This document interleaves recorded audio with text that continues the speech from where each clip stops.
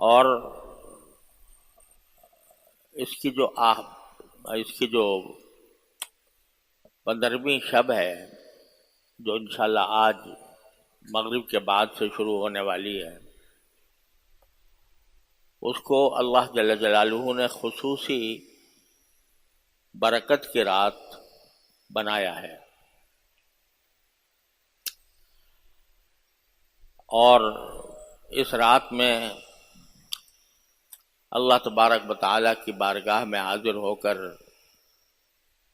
زیادہ سے زیادہ عبادت کرنا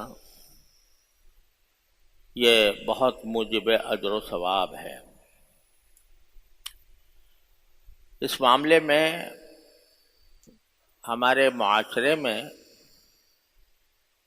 کچھ افراط و تفریط پائی جاتی ہے۔ کچھ حضرات وہ ہیں جو یہ کہتے ہیں کہ شب برات کی فضیلت کی کوئی حقیقت نہیں، اور مثلا اگر آپ سعودی عرب جائیں اس زمانے میں تو وہاں نہ صرف یہ کہ اس رات میں جاگنے کا یا اس رات میں خصوصی عبادت کرنے کا کوئی اہتمام نہیں ہوتا، بلکہ اس بات کی تردید کی جاتی ہے کہ شب برات کوئی ایسی رات نہیں ہے جس کے بارے میں کچھ خصوصی احکام دیے گئے ہوں، اور وجہ یہ بیان کی جاتی ہے کہ جن روایتوں میں نبی کریم سرور دو عالم صلی اللہ علیہ وسلم سے اس رات کی کوئی فضیلت منقول ہے وہ سند کے اعتبار سے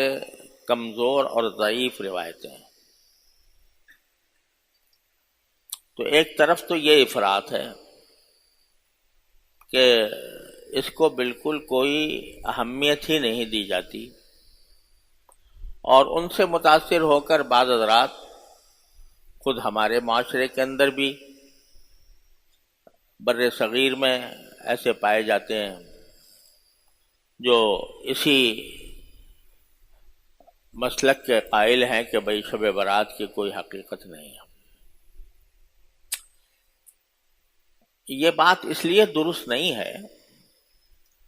کہ شب برات کی احادیث ایک مرتبہ میں نے جمع کروائی اپنے ایک ساتھی سے، تو پتہ چلا کہ شب برات کی فضیلت کی احادیث 17 صحابہ کرام سے مروی ہے۔ 17 صحابہ کرام رضی اللہ تعالیٰ عنہم سے روایت ہے اس کی کسی نہ کسی فضیلت کے بیان کی۔ تو یہ قاعدہ ہے محدثین کا بھی کہ اگر ایک روایت چاہے انفرادی طور پر اس کے راوی میں کوئی کمزوری ہو،